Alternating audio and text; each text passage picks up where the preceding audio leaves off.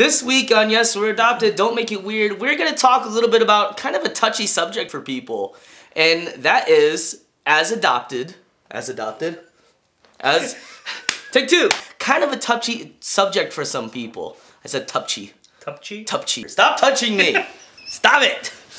You just stroked my back. That's just as uncomfortable for me I hated all of that. I really didn't like that either, to be actually. Kind of a touchy subject for some people. And that is being singled out. Not the TV show. We lost the light. What the freaking crap? This place is cursed. We're done. Can't even do this thing. Take whatever number this is. So the whole reason why this subject kind of popped into my head is I've been following these different adoption groups on Facebook. Yeah. And, you know, like forums and other thing like that, in order to kind of get some content ideas. And a lot of them are so freaked out about their kids being singled out. Oh. You know, especially the transracial adoption ones. Right. You know, they're so afraid about their kid not fitting in with their peers, with their family, and other things like that. And it's kind of a legitimate fear for some of those people. You know, up here in Michigan, it's a little bit different. You know, we don't deal with nearly as much racism, I don't think, as other states in America even. Or at least, you know, if they do, they're quiet about it and they leave me alone. But all of these people on these forums, they all take a negative view on being singled out. It's never a positive thing. It's always, you know, like, I'm afraid my kid is not going to fit in, so nobody's going to like them, and this, that, and everything else, and they're all going to go downhill, and it's going to be bad and tragic and horrible. Bad, tragic, horrible. Terrible. Terrible. Awful. The worst. Hashtag. What? I'm glad that makes it into every one of these videos. It's a legitimate fear for mostly the parents. Yeah. It's mostly the parents that have been kind of posting on the forums here. And so I kind of want to talk about, as an adopted child, as an adopted adult, what does it mean to be singled out? I'm going to let you go first. And then I'm just going to leave. And then you're going to leave? Okay, bye. Okay. Yeah, you're on your own. You singled me out. Woo! Oftentimes, I think the fear is probably has more to do with transracial. Yeah, no, for sure. Adoptees, because we appear different.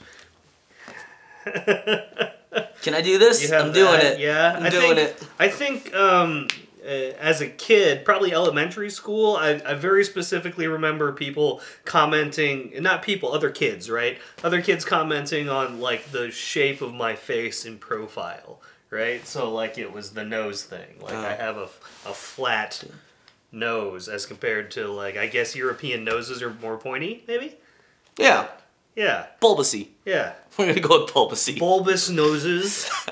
So as a kid, I remember that, but I don't remember it being a huge thing that I recognized as being like an issue until probably middle school or high school. Mm-hmm. Like as a kid, I think we just pick on whatever differences it is that we see, and we're, you know, it's just, oh, well, you have long hair. Oh, you have short hair. You're, you know, and there's no real difference between that and like, oh, you're Asian and you're, you know, white or whatever in a elementary school kid's brain. I don't think that's... Mine was always, hey, you're a lot shorter than everybody, because I was like here and everybody else is like here. Oh, yeah.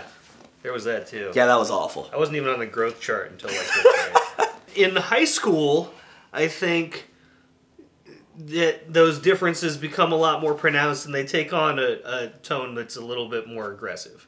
Mm-hmm. Right? Like, hey, this, you know, you're different and either that's good or bad, or, you know, it attaches an emotion to it. Whereas in elementary school, it's, hey, you're different.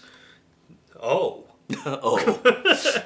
You know, Very look at you. So. And I see that that's something that maybe a lot of parents might be concerned about. I don't know if my parents were ever really concerned about that. I don't feel like they were. I don't think mine were. We never talked about it, really, though. Yeah. I mean, then again, I never went up to my parents and said, why am I different than everybody else? I just kind of inherently knew that I was different than everybody else. Hmm.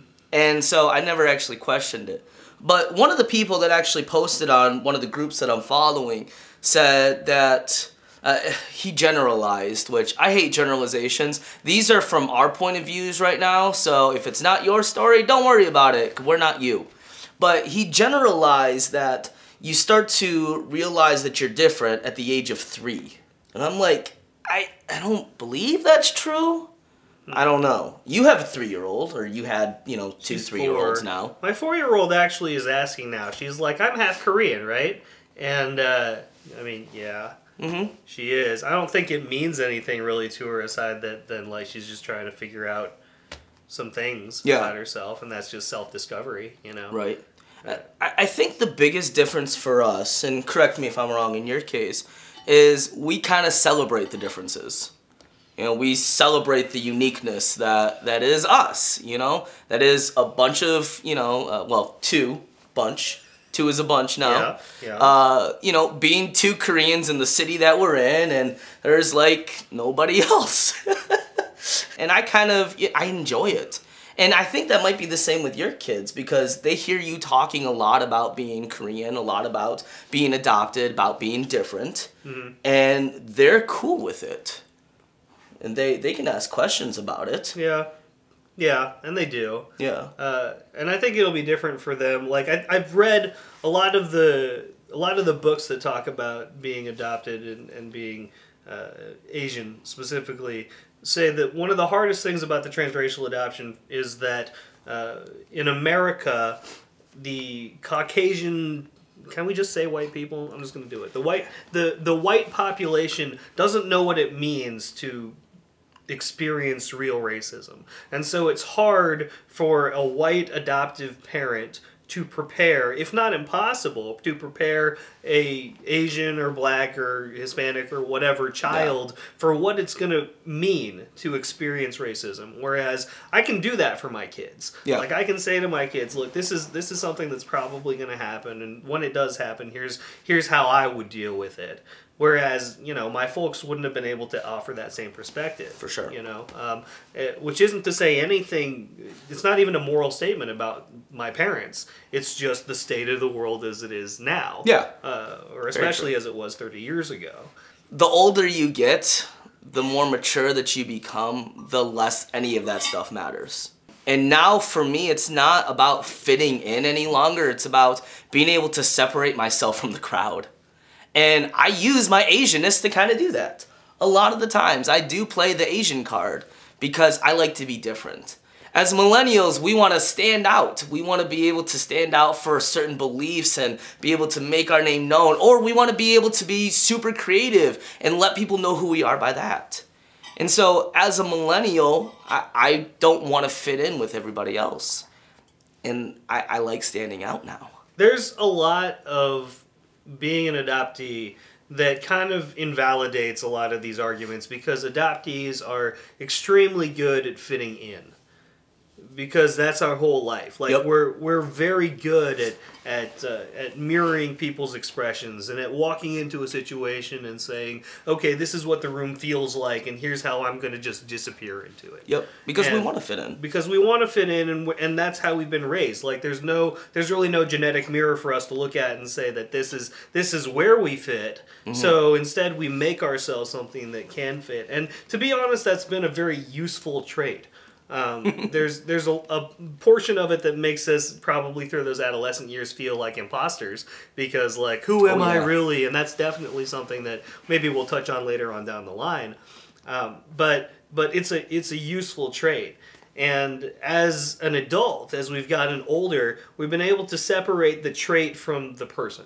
Yeah. Right? So, like, that's something that I've been very good at, but I'm also now very introspective, and we're able to look at ourselves today and say, this is who I am, and this is who I want to be, and how do we meld those things together to come out with exactly what we want, and the parts of myself that I'm ready to throw out there and say, yes, this is who I am, and this is what I want people to see. It's actually it gives us a leg up, because we are different. We're not the same thing that you're used to looking at. Even within the sphere of what we do, even within the sphere of adoption and of content and all this stuff, we're not the normal voice. We're a little bit older. We're not female. And we're coming at this from a perspective of we're not necessarily really angry about it. So nope. For us, that's an advantage. And I think that comes back to, as an adult, just basic adulting is just knowing who you are, and being okay with that and throwing it out and saying, this is who I am. Take it or leave it. There's a lot of apprehension with being parents. And I think that being an adoptive parent just adds to that apprehension. But at some point, and I can say this now as a parent, at some point, you have to just trust that things are going to work okay. Yep. And kids are resilient, and humankind, I think, is a lot more resilient and capable than we give ourselves credit for. Yeah. And the best thing you can do is to prepare as well as you can and love that kid through whatever it is that they bring to you. Yep. And who knows whether or not this is going to be one of those issues. Moral of the story is, adopted kids, they're going to feel awkward. They're going to want to fit in at first, but being able to teach them how to fit in, but being able to teach them how to separate themselves from everybody else, and be able to merge those two, man, that's what I get excited about. This is a very long vlog. Yeah. So that was the ramblings of Brett and Davo for this week on Yes, We're Adopted. Don't make it weird. Make sure you tune in, like, share, subscribe. We'll see you next week. We love you guys. More hearts. Give them more hearts. That's a once in a vlog time thing.